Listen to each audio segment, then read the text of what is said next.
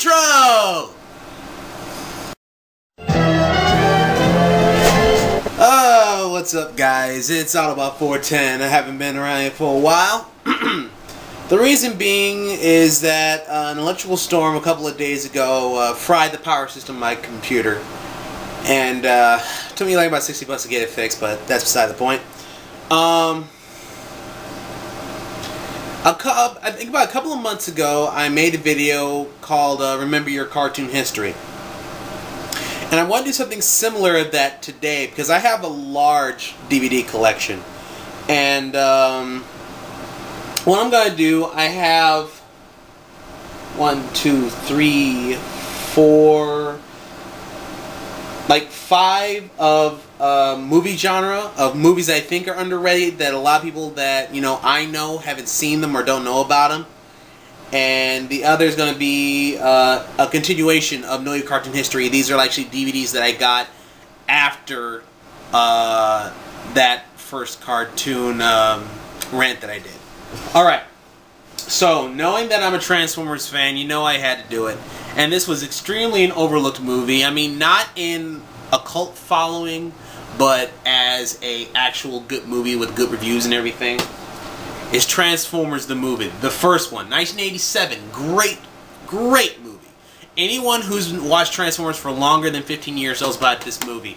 It was 1987, all the original cast, the death of Optimus Prime, which as far as I can tell is one of only 3 movies that has ever made me cry. The other, I think, no, not one of 3. I think this and one other movie ever made me cry. And I'm not going to say what that is. I think I'll save that for later, just in case anyone asks. Leonard Nimoy was in it. Orson Welles was in it. This was Orson Welles' last film before he died. He played the giant Transformer Unicron, which, you know, in Transformers lore is kind of like almost the equivalent of the devil. To this day, Leonard Nimoy still denies that he ever acted in this movie as a remake Megatron known as Galvatron. So, great film, loved it. I still like it a lot more than I like the new movies. So, alright, there's that. Now, this was a film I found out about by accident.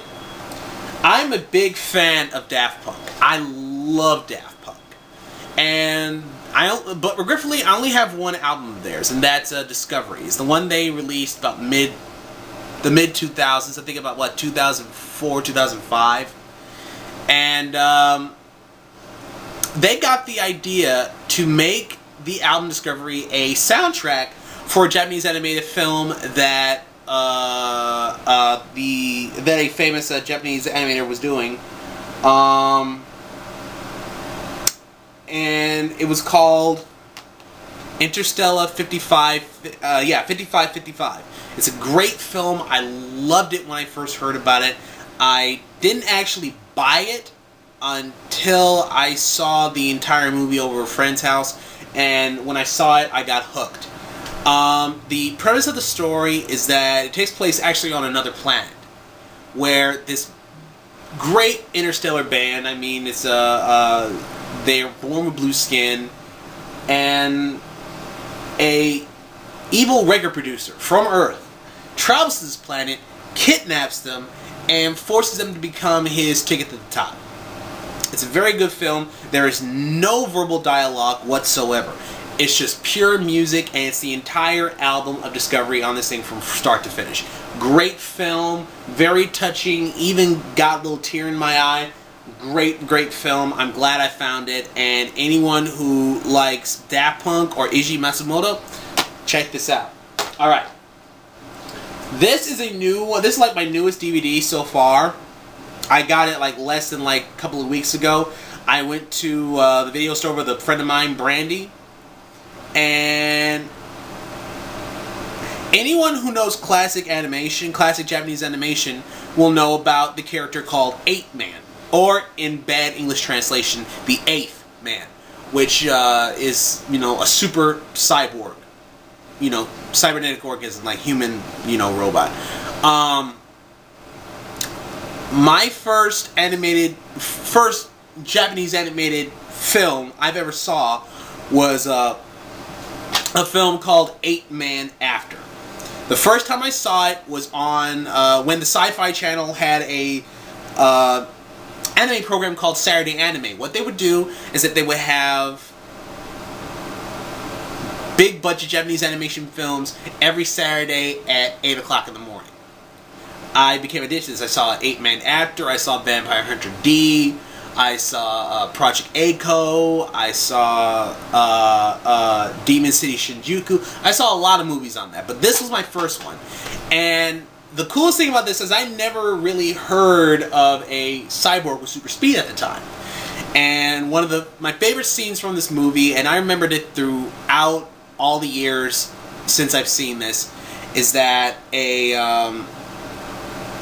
hyped up cyber junkie fires a machine gun at 8-Man, and you figure that, you know, there's no way he's going to be able to dodge all these rounds. All he does is lift up his hand this way and close his fist, and you see, you know, all like 10 or 11 of these rounds just vanish all of a sudden. He opens his hand and the bullets fall out. It was like one of the coolest things I've ever seen in my life. And when I was going through this video store with my friend Brandy, I found this for $4. $4. That's ridiculous. And I got home and I watched it and I liked it and I'm so glad I have it. So folks, check that out. Alright, now we're going to actually a movie which I think is underappreciated, even though, you know, it's a great film. A lot of people that I know haven't seen it. They've heard about it, they've heard great things about it, but they've never seen it. And that's Who Framed Roger Rabbit. I love Who Framed Roger Rabbit. It was a phenomenal film. I loved it so much. Just the very idea of, you know, a human acting with a cartoon. You know, like cartoons in the human world. Like they were real, you know, entities that, you know, people knew, they saw them. They were like, hey, yeah, toons.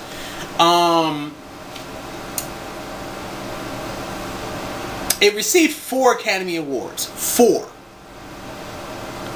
And it has a 4-star rating. This is the deluxe edition. So basically, if you take it out here, it actually looks like a detective book. Also comes with 4 additional Roger Rabbit cartoons, which were unreleased because they figured that Jessica Rabbit was a little too voluptuous for you know, child viewing, which is understandable. But great film, check it out. Alright, now we're going back to series and everything. This series holds a very special place in my heart because it takes place in my hometown. Now, for those who don't know, I'm not from California. I'm actually from Cleveland, Ohio. I was born in Cleveland, Ohio, and I moved out here when I was 12, but I'm always going to be a Cleveland-born kid. And that's The Drew Carey Show. The Drew Carey Show made me proud of being from Cleveland. I was already proud, but this made me more proud. Because it shows that, you know, hardworking people, easily satisfied, and they don't do anything crazy. They do what they have to do to survive, and they have no problem doing it. It's funny beyond no reason. This show would literally have me and my brother on the floor laughing to the point where we could not breathe. Great show. They've only released 1 season so far. I don't know why. I wish they would release all the other seasons, but I don't know. I just really wish they would release all the seasons for this. Check it out. I'm not sure if they're selling it anymore, but they are. Pick it up. If you like Friends, if you like Everybody Loves Raymond, if you like any kind of comedy series like that, you'll love this. Alright. Now to move on to the remix of my original cartoon rant. I picked these up shortly after that. I just haven't had a chance to make a video about them yet. I talked about this first series during that cartoon rant. And I didn't get the first volume, but I did get the second volume, and this one I got for like $10. Tailspin. Oh yeah, Tailspin. Oh yeah. Oh my God, this show is awesome. This was my brother's show when he was a kid. My brother is hooked on flying. He's a certified aircraft mechanic, so flying is in his blood. And this was his show. His Disney show. Mine was Darkwing Duck. This was his. You know, you have classic characters from the Jungle Book. You have Baloo, you have Shere Khan, you have Louie, but they're in different roles. Baloo is a pilot working for a company called Hire for Hire. Shere Khan's this big corporate mogul, owner of Khan Industries, and Louie, King Louie, is a club owner of an island, you know, reprobate for, you know, pilots. Just blatantly called Louie's.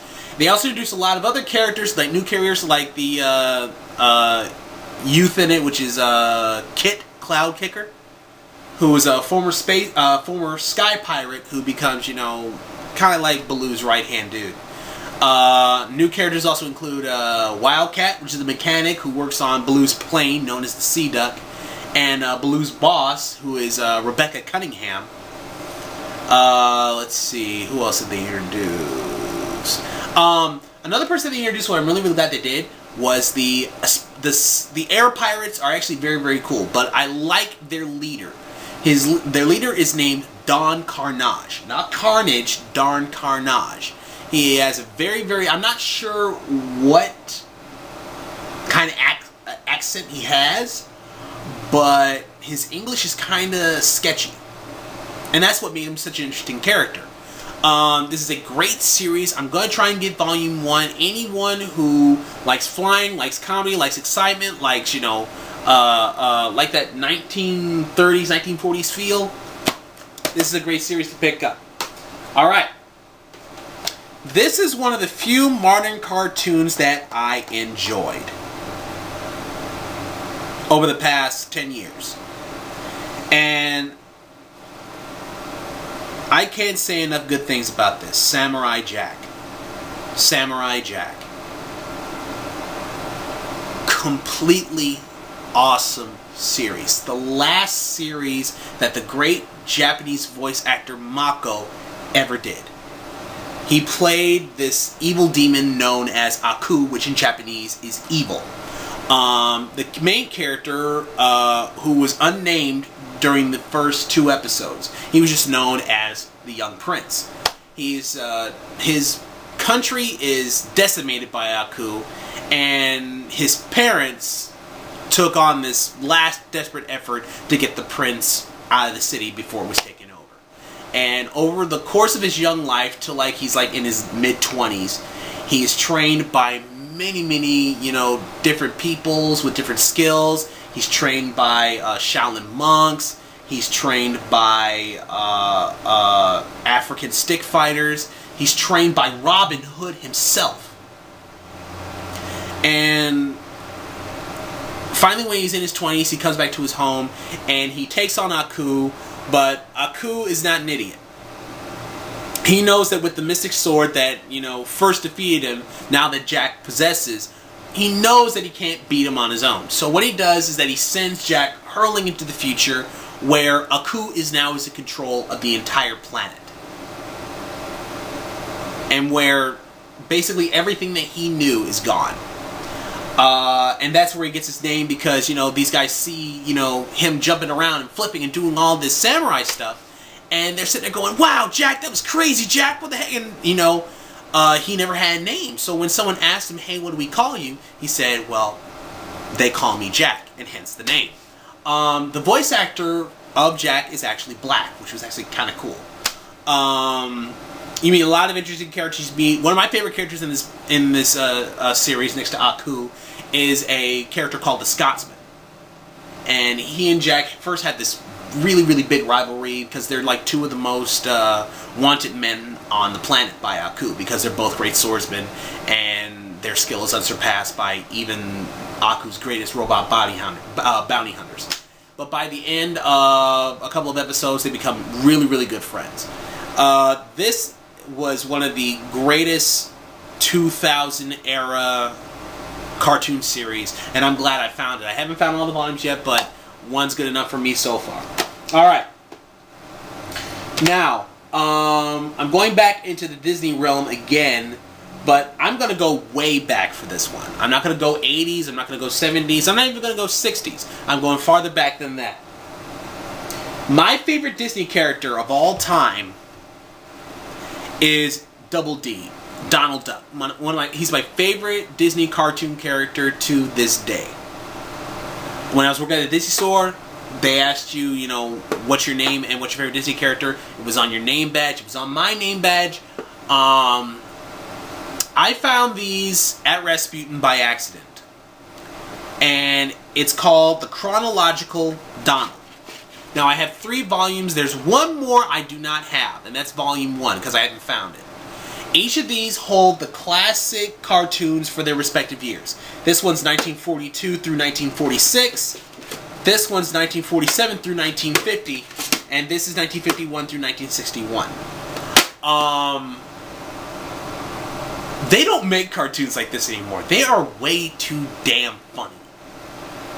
And I am so glad I found these. I've had friends of mine who are older than I am come over to my house, see these, and literally go, oh hell no, we gotta watch these, and be on the floor laughing. So if you ever find anything about the Chronological Donald, because they also have ones for Mickey Mouse, they have some for Goofy, and they also have some for Pluto. Great, great, great, great series. Alright. Other news. My PS3 has officially, you know, been demoted to scrap heap. The heating system for the fat PS3s are freaking horrible. So what I'm going to do is I'm going to try and save up enough money to buy a new PS3 Slim so I'll be able to play a lot more PS3 games. I've pre-ordered my copy of Battlefield 3 and I'm looking forward to that. I have to renew my Xbox 360 Xbox Live account. And that's basically all that's going on right now. If you guys have any requests or any questions or anything, or any kind of comments, or anything else, you know, subscribe, comment, and I'll put up another video as soon as I can. The next video I'm hoping to do is to do a rant on classic films. I'm an actor, and as most people don't know or can tell from my crazy antics, and I am inspired by classic films, so I'm going to bring out a couple of classic films that I have that inspire me, and I'm going to do another rant like this later. Okay? Talk to you guys later. Till all are one.